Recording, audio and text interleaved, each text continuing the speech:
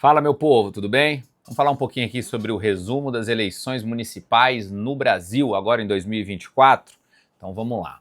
Nós tivemos eleições agora, foi encerrado o primeiro turno das eleições, ainda vamos ter algumas definições de segundo turno, como é o caso aqui da minha cidade, a cidade de São Paulo, e algumas outras capitais e cidades com mais de 200 mil habitantes. Mas eu acho que já dá para a gente fazer uma pequena análise com relação ao primeiro turno das eleições. E eu acho que tem algumas coisas importantes que vale a pena nós observarmos aqui.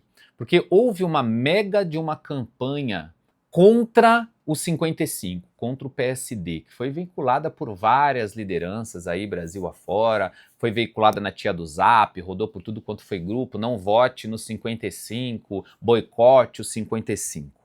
E o que aconteceu no fim do dia? Aconteceu que o 55 do PSD foi o partido que mais cresceu em número de prefeituras no Brasil inteiro, tendo aí em torno de mais de 880 prefeituras em todo o Brasil, ultrapassando o antigo recordista que era o MDB, que ficou em segundo lugar.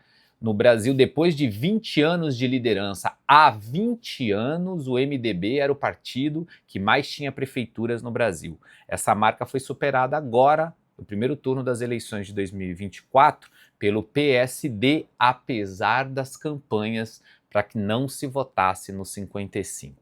Mas eu acho que uma análise que vale bem a pena que a gente olhar com lupa e com tranquilidade, olhando o xadrez político de 2026. Quem cresceu de verdade nessas eleições foram os partidos de centro. É verdade que nós tivemos um crescimento do PL, o partido aí cuja grande liderança é o nosso presidente Jair Bolsonaro. E nós tivemos um decréscimo, uma queda do PT e de partidos de esquerda, PSB, PCdoB e entre outros. Mas quem cresceu de verdade? PSD, o MDB, que é a segunda legenda, nós temos o PP, Progressistas, nós temos União Brasil, para então vir o PL, que é um partido que vem se consolidando com as lideranças de direita de verdade no Brasil, vem se aglutinando em torno do PL.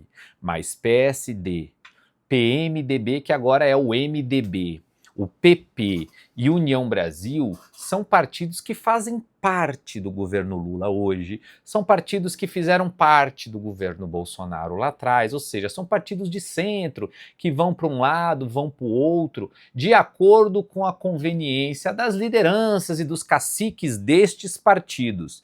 Então, no fim dessas eleições agora, desse primeiro turno, a sensação que fica dentro desse xadrez político é que esse centrão ganhou volume, ganhou corpo, engordou bastante e vai ter um peso significativo nas eleições de 2026, que agora, quando se concluir o segundo turno agora das eleições de 24, as peças já começam a ser colocadas no tabuleiro político. Por exemplo, na cidade de São Paulo, nós tivemos um player que chegou de última hora e que abalou as estruturas em São Paulo, chamado Pablo Marçal. E o Pablo Marçal, o que ele vai fazer? Ele deve se pronunciar, inclusive já, sobre qual deve ser o futuro político. Eu duvido que ele vá cravar já um futuro agora. Acho que muita conversa vai acontecer nos bastidores, porque nós temos na direita brasileira uma liderança que é inconteste, que é de Jair Bolsonaro. Mas Jair Bolsonaro hoje está inelegível. Será que Jair Bolsonaro será de fato candidato em 2026? Eu particularmente acho que vai.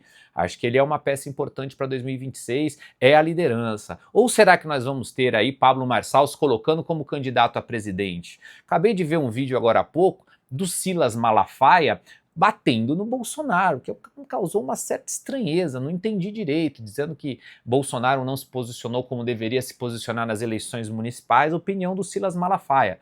Ou seja, nós estamos percebendo que há um ruído aqui, há um ruído ali. O correto, na minha opinião, era a direita se unir, era nós criarmos uma estratégia, tendo um candidato a presidente e principalmente tendo candidatos fortes para o Senado Federal. Porque nós temos que lembrar que nas eleições de 2026 serão 2 senadores escolhidos por cada um dos 27 estados brasileiros, 26 estados mais o Distrito Federal. Ou seja, é uma grande oportunidade que nós teremos de trocar 2/3 do Senado Federal. E é o Senado Federal que convoca os ministros do Supremo Tribunal Federal, é o Senado Federal que de fato pode ou não causar ou abrir um processo de impeachment contra um ministro do Supremo Tribunal Federal, e a gente vê que o Senado hoje está apequenado, o Senado tem medo, estamos lá com muito tempo, faltando 4, 5 assinaturas para abertura do processo de impeachment do Alexandre de Moraes, e essas 4, 5 assinaturas não aparecem de jeito nenhum. Por quê? Porque os senadores têm medo.